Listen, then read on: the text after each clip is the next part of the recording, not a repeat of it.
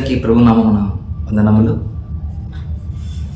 ప్రియమైన దేవుని వాళ్ళారా, దేవుని యొక్క మహాకృపను బట్టి మరలా మీ ఎదుట నేను ఈ విధంగా రావడం జరిగింది. మరి ఈరోజు కూడా కొన్ని విలువైన విషయాలు మనం ఈరోజు నేర్చుకుందాం.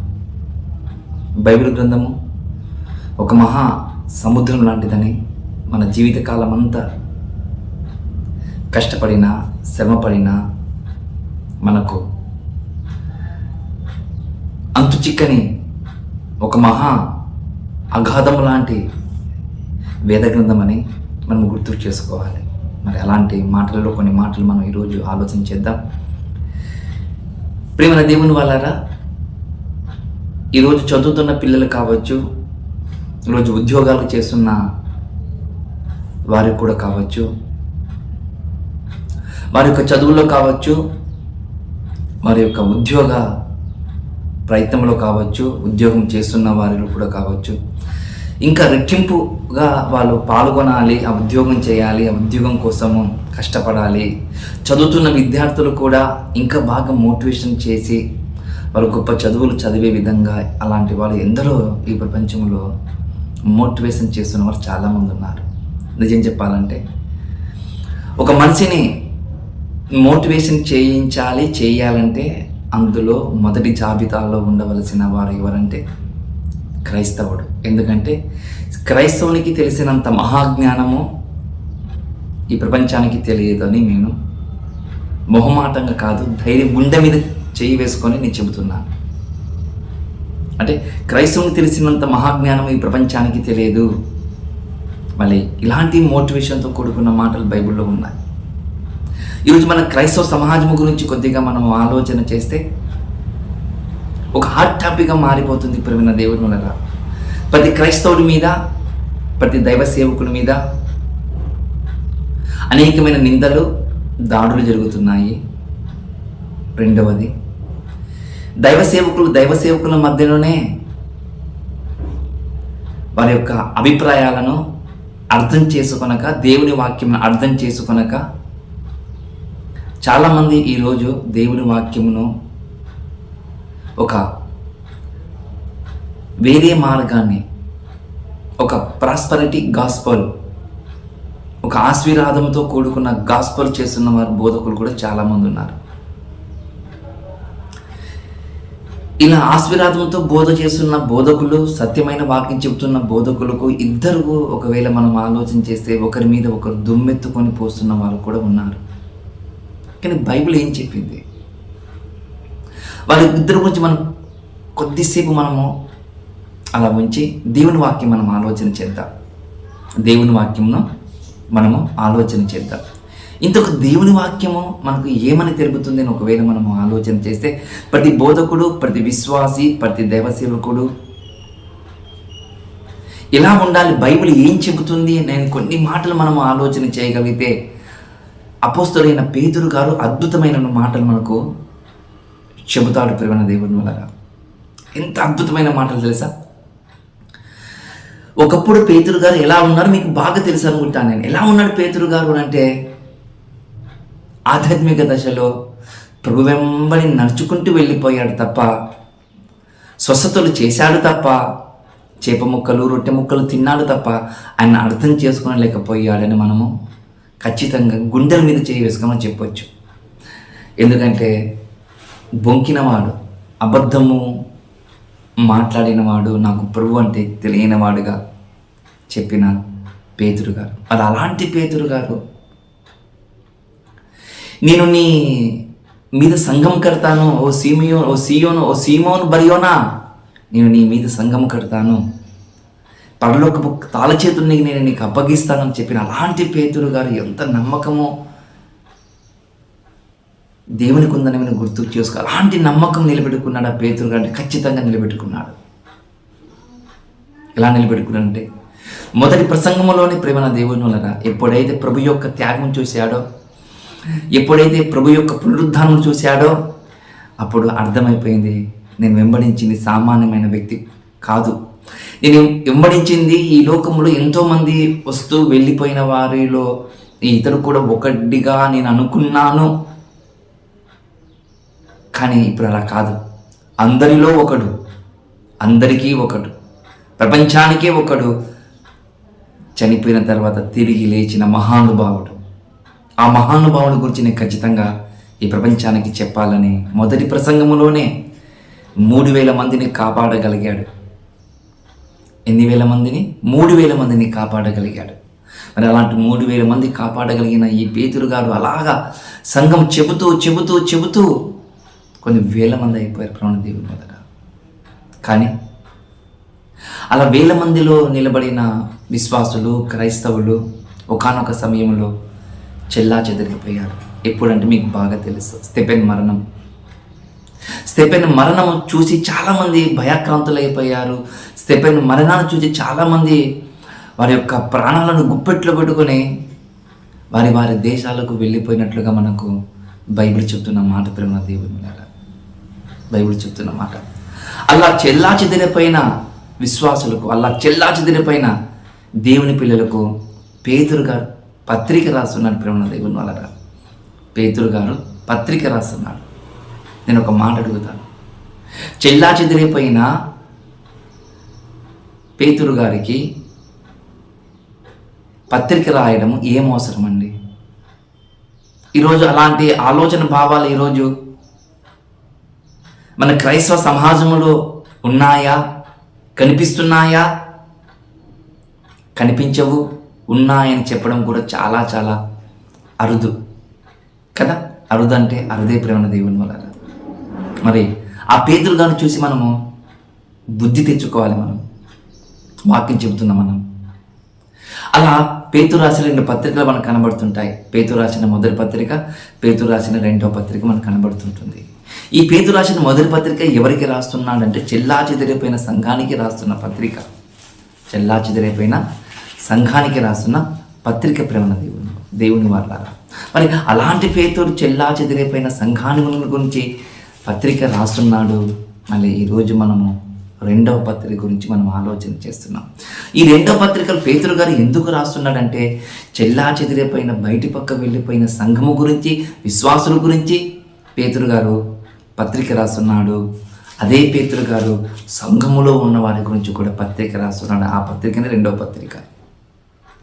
మరి ఆ 2 పత్రికలు ఏమని దేవుడు రాయించాడు పేతురు ద్వారా అంటే, సంఘం అంటే ఇలా ఉండాలి, విశ్వాసం అంటే ఇలా ఉండాలి, ఒక సంపూర్ణమైన క్రైస్తవుడు అంటే ఈ విధంగా ఉండాలి, ఒక సంపూర్ణమైన రోషము కలిగిన విశ్వాసం అంటే ఈ విధంగా ఉండాలని దేవుని యొక్క విలువైన మాటలు చెప్పడం మనకు కనబడుతుంది. ఇప్పుడేమన్నా దేవుని మాట. ఆ మాట ఒకసారి జాగ్రత్తగా మనం చూద్దాం. పేతురు రాసిన 2వ పత్రిక 1వ అధ్యాయము 5వ వచనము. పేతురు రాసిన మొదటి పత్రిక 2వ అధ్యాయము 5వ వచనము జాగ్రత్తగా మనము విందాం, నేర్చుకుందాం, చూద్దాం. పేతురు రాసిన 2వ పత్రిక 1వ అధ్యాయం 5వ వచనం. ఆ హేతువు చేతనే మీ మట్టుకు మీరు పూర్ణ జాగ్రత్త గలవారై అంటున్నాడు. ఆ హేతువు చేతనే. ఏ హేతువు చేత? హేతు అంటే కారణం. ఒక కారణం ఉందంట. ఏంటిది?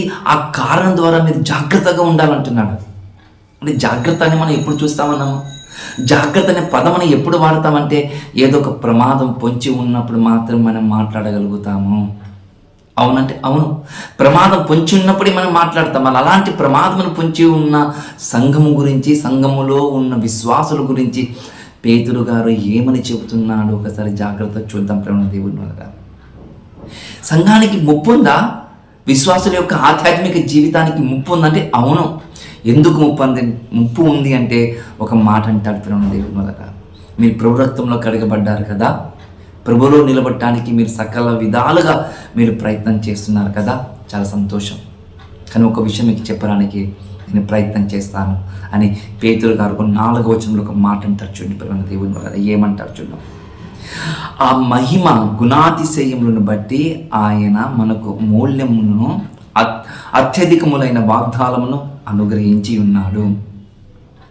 ఆ మహిమ గుణాతిశయములు, ఒక మహిమకు గుణాతిశయములను బట్టి ఆయన మనకు అమూల్యమైన ఆధిక్యములనైన వాగ్దానములను అనుగ్రహించి ఉన్నాడు. ఏంటిది ఆ మూల్యము? ఏంటిది ఆ గుణాతిశయములను? ఈ గుణాతిశయములను చెప్పమని ప్రభు నిన్ను నన్ను ఈ ప్రపంచానికి, క్రైస్తవ ప్రపంచానికి ఎన్నుకున్నాడో ఆ ఎన్నుకున్న ప్రతి ఒక్కరికి బైబిల్ చెబుతున్న మాట. ఎవరైతే చీకటిల నుండి ఆశ్చర్యకరమైన వెలుగులోనికి ఎవరైతే వచ్చారో వారందరూ చెప్పవలసిన మాట ఒకటి ఉందంటే ఏంటిదంటే ప్రభు యొక్క గుణాతిశయములు ప్రచురం చేయాలి. ఏంటంట? ప్రభు యొక్క గుణాతిశయములు ప్రచురం చేయాలి అని ఒక మాట మనకు కనబడుతున్న విధానమును మనం చూస్తున్నాం ప్రేమ దేవుని వల్ల. అంతేకాదు ఒక వాగ్దానంతో కూడుకున్న మాట కూడా మనకు కనబడుతుంది చూడండి. వాగ్దానంతో కూడుకున్న మాటలు కూడా మనకు కనబడుతున్నాయి చూడండి. ఈ వాగ్దానముల మూలముగా ఈ వాగ్దానం మూలముగా మీరు తప్పించుకొని దైవ స్వభావనందు పాలివారగినట్లు అనుగ్రహించెను. చూడండి ప్రేమ దేవుని వల్ల ఒక వాగ్దానం ఉందంటే ఆ వాగ్దానం మూలముగా మీరు తప్పించుకొని దైవ స్వభావనందు పాలివారగాలి అంటున్నాడు. ఎందుకోసము చెప్పమంటున్నాడు? వాగ్దానం ఉంది, వాగ్దానం కోసం ప్రయత్నం చేయమంటున్నాడు. అలా చెప్పేటప్పుడు ఒక మాట అంటారు ప్రేమ దేవుని వల్ల. ఏ వాగ్దానం అయితే దేవుడు మనకి ఇచ్చాడో, ఏ వాగ్దానం అయితే మనకు తెలియపరిచమని చెప్పాడో ఆ వాగ్దానములను మీరు ప్రకటించేటప్పుడు ముందుగా బైబిల్ చెప్తున్న మాట, దురాశను అనుసరించుట వలన లోకమందు భ్రష్టత్వము, అంటే దురాశను అనుసరించటం వలన లోకమందు భ్రష్టత్వము, ఈ వాగ్దానం మూలంగా మీరు తప్పించుకునే వారే ఉండాలి. అంటే ఈ దేవుడు ఏ వాగ్దానాలు ఇచ్చాడో ఆ వాగ్దానం కోసం మీరు పరిగెత్తాలి. ఒకటి. రెండోది ప్రభు గుణములు చెప్పాలి, గుణాతిశయములు చెప్పాలి. ఇది 2. మూడోది అంటున్నాడు, ఏమని అంటున్నాడు తెలుసా? మూడోది, దురాశను అనుసరించుచు ఈ లోకంలో భ్రష్టాత్మ ఉందంట ప్రేమ దేవుని వలన. దురాశను గురించి కొద్దిసేపు అలా ఆలోచన చేసే విధానానికి ముందు కొద్దిగా ఈ లోకంలో భ్రష్టాత్మ ఉందంట. ఒక ప్రాంతానికి చెందింది కాదంట, ఒక తెలంగాణ రాష్ట్రానికి చెందింది కాదంట ఈ దురాత్మ, ఈ భ్రష్టాత్మ. ఈ 33 రాష్ట్రాలకు చెందిన భ్రష్టాత్మ కాదంట ఇది. మళ్ళీ ఏ ప్రాంతానికి చెందిందంటే పల్లెల్లో, పట్టణాలలో, జిల్లాలలో, తాలూకులలో, రాష్ట్రాలలో, దేశాలలో, భూమి మీద ఉన్న ప్రతి దేశము మీద ఈ భ్రష్టత్వము అలా కమ్ముకుంటుంది. భ్రష్టత్వం కమ్ముకుంటుందంటే అవును, భ్రష్టత్వం కమ్ముకుంటుంది కాబట్టి ఈ భ్రష్టత్వం కమ్ముకుంటుంది అనుకో, దేవుడిచ్చిన వాగ్దానాలు మీరు మర్చిపోతారు. దేవుడిచ్చిన వాగ్దానాలను మీరు మర్చిపోతారు. దేవుడిచ్చిన త్యాగమును మీరు మర్చిపోతారు. తాను పడిన శ్రమను కూడా మీరు మర్చిపోతారు. ఎందుకంటే ఈ లోకంలో భ్రష్టత్వం అలా సంక్రమించుకుంటూ వెళ్ళిపోతుంది. ఎలా మీకు తెలుసు అనుకుంటాను. భ్రష్టత్వంతో కూడుకున్న కొన్ని కార్యక్రమాలు ఉన్నాయి. ఏంటి అంటే శరీరాశ అని, నేత్రాశ అని, జీవపు డమ్మాలు. అంటే ఈ 3 మానవ ప్రపంచానికి కుదిపేస్తుందంటే అవును, మానవ ప్రపంచానే కాదు, ప్రభువులో రక్తంలో కడగబడిన ప్రతి క్రైస్తవుని కూడా అది అలిమేస్తుంది, కుదిపేస్తుంది. ఎక్కడ చూసిన ఒకప్పుడు గొప్పగా బతికిన విశ్వాసం అండి ఇప్పుడు ఇలా అయిపోయాడు. ఒకప్పుడు మంచిగా బతికిన పాస్టర్ గారు అండి ఇలా అయిపోయాడు.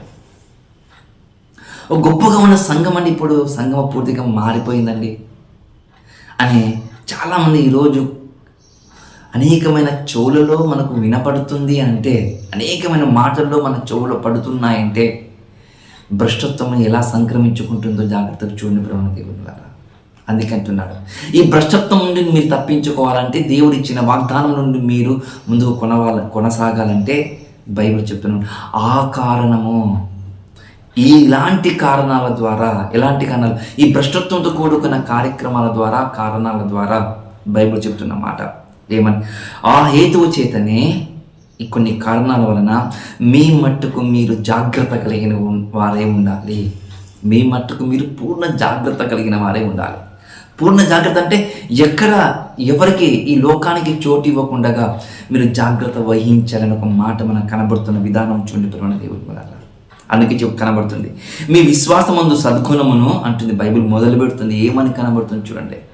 మీరు పూర్ణ జాగ్రత్త కలిగి వారు ఉండాలంటే, దేవునిలో ఉండాలంటే, దేవునితో నడిచిన వారిగా మీరు ఉండాలంటే బైబిల్ చెప్తున్న మాట ఏమంటున్నంటే మీ విశ్వాసం. ఈరోజు విశ్వాసం ఎలా ఉందంటే 2 రోజుల విశ్వాసము, 3 రోజుల విశ్వాసము, 40 రోజుల విశ్వాసం. ఈరోజు ఇవే కనబడుతుంటాయి ఎక్కువగా మన క్రైస్తవ సమాజంలో. కొన్ని రోజుల విశ్వాసం మాత్రమే మనకు కనబడుతుంది. శాశ్వతమైన విశ్వాసము అసలు కనిపించలేకపోతుంది. చాలా బాధాకరమైన విషయం. ఇలా గుర్తుకు చేసుకోవాలి ఈ మాట. ఈ మాటను గుర్తు చేసుకుని ఒక మాట చెప్తున్నాడు బైబిల్. మీరు విశ్వాసమందు ఎలా ఉండాలంటారు సార్? విశ్వాసమునందు మీరు స్థిరులుగా ఉండాలి. విశ్వాసం అంటే నమ్మకం వేరు, విశ్వాసం వేరు. ప్రేమన దేవునులరా, విశ్వాసం అంటే కనిపించనివి ఉన్నాయని నమ్మటమే. కనిపించనివి ఉన్నాయని నమ్మకంతో ముందు కొనసాగడమే విశ్వాసం. పరలోకం కనబడుతుందా? లేదు, కానీ ఉంది. నరకం కనబడుతుందా? కనిపించదు, కానీ నరకం ఉంది. చూడండి, అంటే లేనిది ఉన్నట్లుగా నిన్ను నీవు భావించుకొని ఆ పరలోకం కోసం పరిగెత్తటమే విశ్వాసము. అలాంటి విశ్వాసం ముందుగా నీలో, నాలో, మన క్రైస్తవ సమాజములందరిలో ఉండాలి. ఇంకా బాగా చెప్పమంటారా? భ్రష్టత్వములో వెళ్ళిపోకుండా ఉండాలంటే, ఈ లోకపు శరీరాశ, నేత్రాశ, జీవపు డంబములో మీరు వెళ్ళిపోకుండా ఉండాలంటే, మనం వెళ్ళిపోకుండా ఉండాలంటే బైబిల్ చెబుతున్న మాట ఏమో తెలుసా? విశ్వాసమందు నిలకడగా ఉండాలి. తర్వాత విశ్వాసంతో పాటు ఏముండమంటున్నాడు? విశ్వాసమందు సద్గుణము. సద్గుణం అంటే మంచి గుణము. సద్గుణం అంటే వాక్యానుసార గుణము. వాక్యానుసారమైన ఆలోచన, వాక్యానుసారమైన నడవడిక, వాక్యానుసారమైన మాటలు, వాక్యానుసారమైన క్రియలు. దీని సద్గుణం అంటారు. ఇలాంటి సద్గుణం ఎవరిలైనా ఉందా అంటే ఇంకా మీకు చెప్పడానికి భక్తుల్లో లేదంటారా? ప్రేమ దేవుని వల్ల భక్తుల్లో ఉంది. చూడండి, మనకందరికి తెలుసు అనుకుంటాను.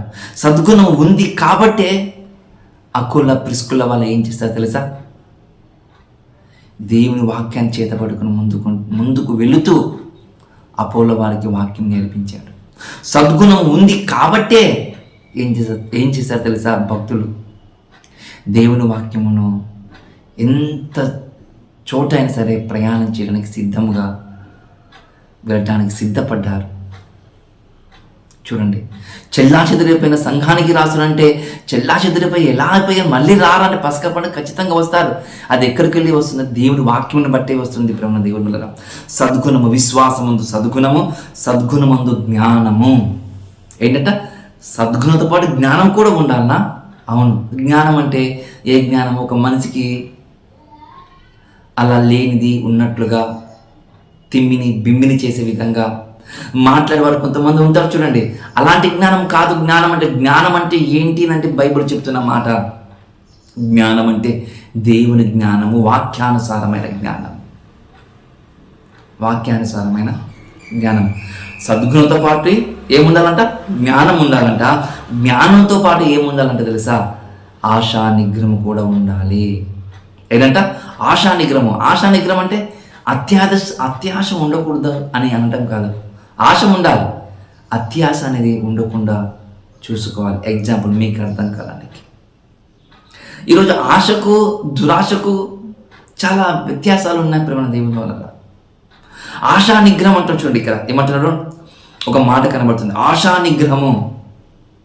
నీకు కొన్ని పనులు నీకు అప్పగించారనుకోండి, ఈ పని నేను ఒక్కనే చేస్తాను, ఒక మంచి చెయ్యి, కానీ ఈ పని నేను ఒక్కనే చేస్తానని, నా తప్ప ఎవరు చేయలేరని నువ్వు ఎదుటి వారిని కించపరిచే విధంగా మాట్లాడకూడదు.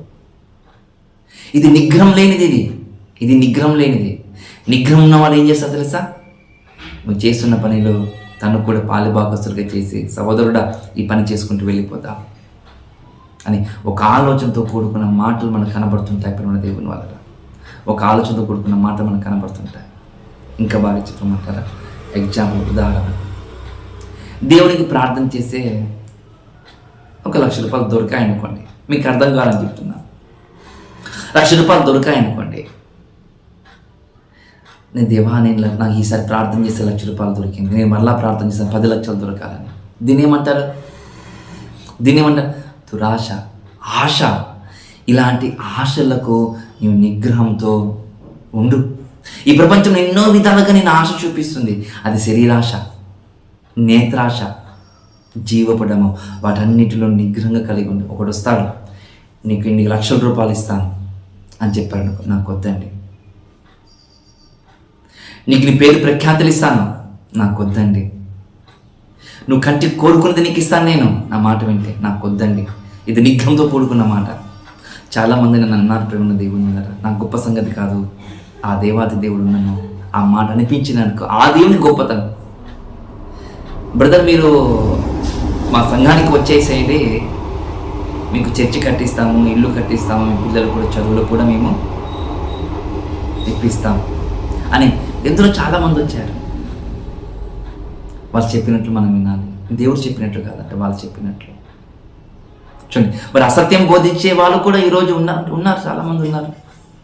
చూడండి, మరి అలాంటి వాళ్ళు గురించి బైబిల్ చెప్తున్నమాట, ఆశా నిగ్రహం కలిగి ఉండు, విశ్వాసమందు సద్గుణము, సద్గుణమందు జ్ఞానము, జ్ఞానమందు ఆశా నిగ్రహమందు ఏముండమంటున్నా తెలుసా? ఒక మాట అంటున్నాడు, సహనము. ఏంటంట? సహనం ఉండాలంట. ఆశా నిగ్రహం అది ఉండాలంట, సహనం ఉండాలట. ఎందుకు సహనం ఉండాలి క్రైస్తవునికి? సహనము లేకపోతే ఈ ప్రపంచం నిన్ను నన్ను ఏలెత్తి మాట్లాడుతుంది తెలుసా? సహనము లేకపోతే మనం నమ్ముకున్న దేవుని చిన్న చూపుగా మాట్లాడతాడు. చూడండి, అందుకే సహనంగా ఉండు. ఎలాంటి సహనం కలిగి ఉండాలి? ప్రభు చూపించచ్చు సహనము. తనకు అనేకమైన నీచమైన మాటలు మాట్లాడినా, కేరింతలు వేసినా, అల్లరితో కూడిన ఆలోచనలు తన దగ్గర చేసిన, దూషించిన, హింసించిన సహనం కలిగి ఉన్నాడు. లోకాలను కలిగించిన మహానుభావుడు మౌనంగా ఉన్నాడు అంటే దానికి కారణం ఏమిటంటే మాదిరి చూపిస్తున్నాడు. ఈ అన్ని లక్షణాలన్నీ మనకు ప్రభులో కనబడతాయి. ప్రేమ దేవుని విశ్వాసమా? అద్భుతం. విశ్వాసుల కర్త ఆయనకు. సద్గుణం ఆయనకన్నా మంచి గుణం ఎవరికి లేదు ప్రపంచంలో. అందుకే అవినీతిమంతుని మీద, నీతిమంతుని మీద, దేవుని నమ్మిన వాని మీద, దేవుని నమ్మని వాని మీద కూడా నీతి సూర్యుడు వెలిగిస్తున్నాడు. గాలి వస్తుంది, వర్షం వస్తుంది. చూడు, ఆయనకు సద్గుణం ఎవరికి లేదు. జ్ఞానం ఆయనకే పేరే జ్ఞానం ఆయనకు. ఆ జ్ఞానంతో పాటు ఆశా నిగ్రహం. అపవాదిగాడు వచ్చి ఎన్నోసార్లు ప్రయత్నం చేసింది, నిగ్రహంతో ఉన్నాడు. ఆ నిగ్రహంతో పాటు సహనం కూడా ప్రభువుకు ఉందా? ఉంది. సహనం ఉంది ప్రభువుకు. ఆ సహనం ఉంది కాబట్టి బైబిల్ చెప్తున్న మాట, సహనముతో పాటు భక్తి కూడా ఉండాలి. భక్తి లేదంటారా? మన ప్రభువైన యేసుక్రీస్తు వారికి భక్తి లేదంటారా? హెబ్రీయులకు రాసిన పత్రిక 5వ అధ్యాయము 7వ వచనం, ఆయన శరీరధారం ఉన్న దినములో మహారోదనముతోనూ కన్నీళ్లతోనూ మరణము నుండి రక్షించగలవానికి ప్రార్థనలో యాచనలు చేశారట. అది భక్తి కాదా? రాత్రంతా ప్రార్థన చేశారంట, భక్తి కాదా? పగలంతా సువార్త పని చేశారంట, భక్తి కాదా?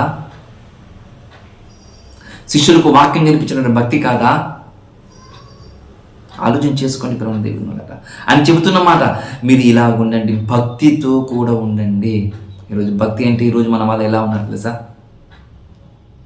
సంఘానికి వెళ్తే చాలులే, బైబిల్ పట్టుకుంటే చాలులే, ఒక ప్రార్థన చేస్తే చాలులే, ఒక పాట పాడితే చాలు, అదే భక్తి అనుకుంటారు. కాదు, భక్తి అంటే బతికి చూపించడమే భక్తి. యెహోవా యందు భయభక్తులు కలిగి ఉండుట, అది దేవునికి మహిమ, అది జ్ఞానము, అది జ్ఞానం. ప్రేమ దేవుని వల్ల అందుకంటాడు, మీరు ఏముండాలి సార్? భక్తి కూడా ఉండాలి. భక్తి యందు సహోదర ప్రేమ కూడా ఉండాలి.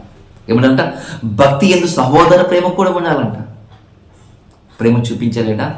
తను పట్టిస్తున్న ఇస్కరియోతు యూదాను ఎన్నిసార్లు తనను నువ్వు చేస్తున్న తప్పు అని ఆ ట్రెజర్ పోస్టుగా ఉన్న ఇస్కరియోతు యూదాకు ఆలోచన చేయలేదా? చేసింటాడు. వద్దు ధనాపేక్ష వద్దు, ధనం మీద మనసు పెట్టుద్దని కొండ మీద ప్రసంగం చేయలేదా?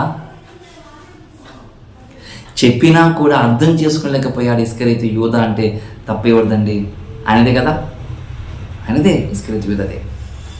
చూడండి, అందుకని సహోదర ప్రేమ ఎంతటి ప్రేమ తెలుసా? తన గురించి మరణమైనంత వరకు తన గురించి ఎవరికి చెప్పకపోవడమే ప్రేమ. ఈరోజు మనం ఉన్నాం, ఎలా ఉన్నామో మీకు తెలుసు. చీమ చిటుకమంటే లోకమంతా దాటిపోతుంది. అలాంటి విశ్వాసములు, అలాంటి దైవ సేవకులు ఈరోజు ఉన్నారు ప్రేమ దేవుని. ఇలా ఉన్నారు. చూడండి బైబిల్ ఏం చెప్తుంది, సహోదర ప్రేమ ఉండాలట. అందుకే నిన్ను వల్ల నీ పొరుగువాన్ని ప్రేమించమంటే సహోదర ప్రేమ కాదా? అది ప్రపంచాన్ని వంది చూపెట్టాలి, సంఘంలో ఉన్న ప్రతి ఒక్కరికి నువ్వు చూపెట్టాలి సహోదర ప్రేమ. సంఘానికి వస్తున్న కొత్త వాళ్ళు వచ్చారనుకోండి, కొత్త వాళ్ళు వచ్చిన వారికి మనం ఏం చేయాలి? ప్రేమించాలి. పాతున్న వాళ్ళు మమ్మల్ని మర్చిపోయాడు అనే మాట అనకూడదు, ఆలోచన కూడా చేయకూడదు ఆ మాట. చూడండి, అలాంటి వాళ్ళు కూడా ఆలోచన చేసే జనాంగం మన సంఘాలలో కూడా ఉన్నారని మీరు గుర్తుకు చేసుకోవాలి. చూద్దాం మరొక మాట కూడా ఏమంటారు, భక్తి యందు సహోదర ప్రేమ, సహోదర ప్రేమ యందు దయను అమర్చుకొనుడి. దయ కూడా, దయ అంటే ప్రేమ. అమర్చుకోవడం అంటే ఒకదానితో పాటు ఒకటి అమర్చుకోవాలట. అమర్చుకోవడం అంటే మీకు అర్థం కావడానికి, దానిమ్మ పండు మీకు తెలుసు అనుకుంటాను కదా, దానిమ్మ పండు విత్తనాలు ఎలా అమర్చుకుంటే చూడండి, ఒకదానిపైన ఒకటి, ఒకదానిపైన ఇంత చిన్న సందు లేకుండా దానిమ్మ పండు ఏ విధంగా అమర్చుకుంటుంది చూడండి. అలాగే ప్రతి విశ్వాసికి, ప్రతి క్రైస్తవునికి, ప్రతి బోధకునికి ఈ అమర్చుకునే గుణము ఉండాలి. విశ్వాసం ఉండాలి, సద్గుణం ఉండాలి, జ్ఞానం ఉండాలి, ఆశా నిగ్రహం ఉండాలి, సహనం ఉండాలి, సహోదర ప్రేమ ఉండాలి. చూడండి ఇన్ని మంచి మాటలు చెబుతున్నాను ప్రేమ దేవుని వల్ల. ఇవన్నీ అమర్చుకోవాలంట, ఏకం కావాలట, ఏకత్వంతో ఉండాలంటే ఇవన్నీ, ఈ గుణాలన్నీ ప్రభులో ఉన్నాయి. ఇప్పుడు అలాగనే ఇప్పుడు గుణాలన్నీ ప్రభులో ఉన్నాయి కాబట్టి ప్రేమ దేవుని వల్ల అదే ప్రభు మాట్లాడుతున్న మాట. ఏమని మాట్లాడు, ఇవన్నీ మీరు అమర్చుకొనుడి, ఇవన్నీ మీరు అమర్చుకోండి అంటాడు. ఎందుకు అమర్చుకోవాలంటే ఇవి మీకు కలిగి విస్తరించిన ఎడలా ప్రభు యొక్క సుగుణము, ప్రభు యొక్క రాజ్యము విశాలపరచబడుతుంది. ప్రభు యొక్క రాజ్యము విశాలపరచబడుతుంది. ఇంకా మీకు బాగా చెప్పడానికి నేను ప్రయత్నం చేస్తాను. ఒక పరిమళించి ఒక పుష్పం ఉందనుకోండి, ఆ పుష్పం ఏమవుతుందో తెలుసా? ఏమవుతుంది? ఆ పుష్పం ఏమవుతుంది తెలుసా అంటే తన పరిమళాన్ని వెదజల్లుతుంది. అది మంచోని మీద వెదజల్లుతుంది, చెడ్డవాని కూడా వెదజల్లుతుంది. క్రీస్తు యొక్క సుగుణము కూడా మంచివాని మీద వెదజల్లబడాలి, చెడ్డవాని మీద కూడా వెదజల్లబడాలి.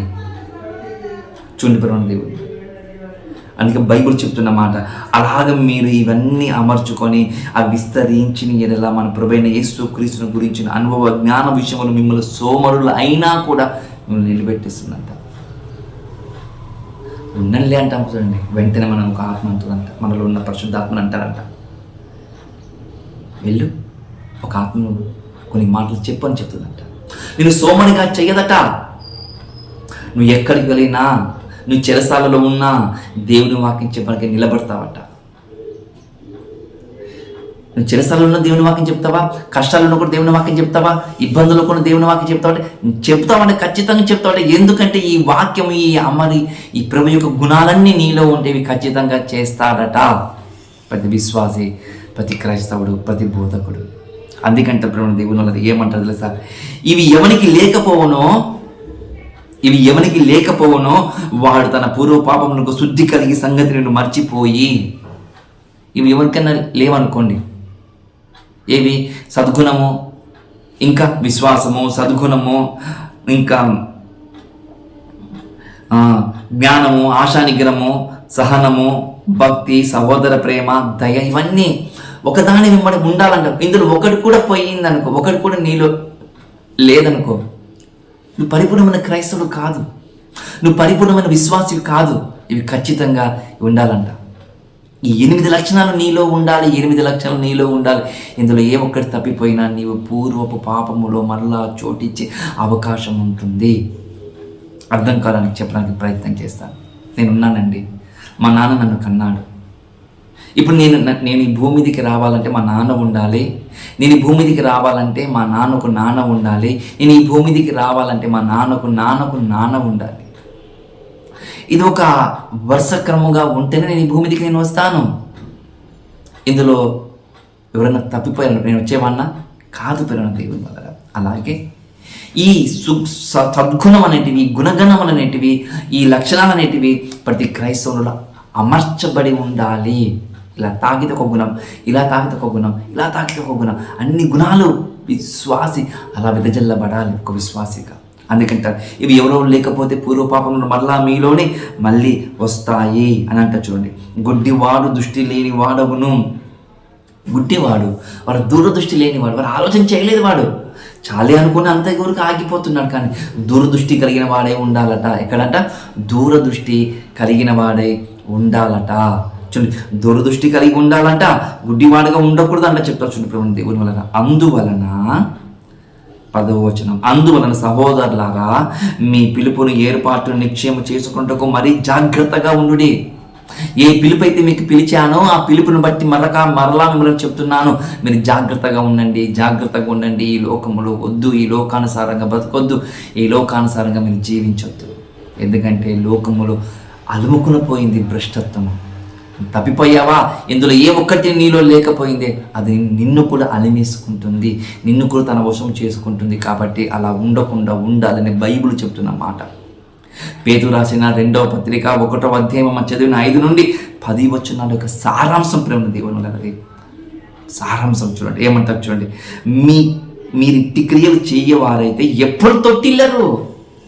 మీరు ఇలాంటి కార్యక్రమాలు చేశారనుకోండి, మీరు ఇలాంటి లక్షణాలు మీలో ఉన్నాయనుకోండి, ఇలాంటి గుణగణాలన్నీ మీరు అమర్చుకున్నారు, మీరు తొట్టిలని ఇంకా జీవితం కూడా తొట్టిలని వాడు కనబడతాడు మనకు ఒక ఏషియన్ కదా. తొట్టిన వాడు కనబడతాడు. ఎవరు? మన ప్రభువైన యేసుక్రీస్తు వాడు.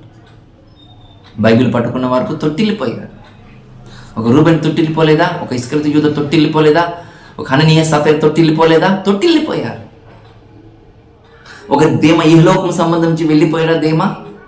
వెళ్ళిపోయాడు.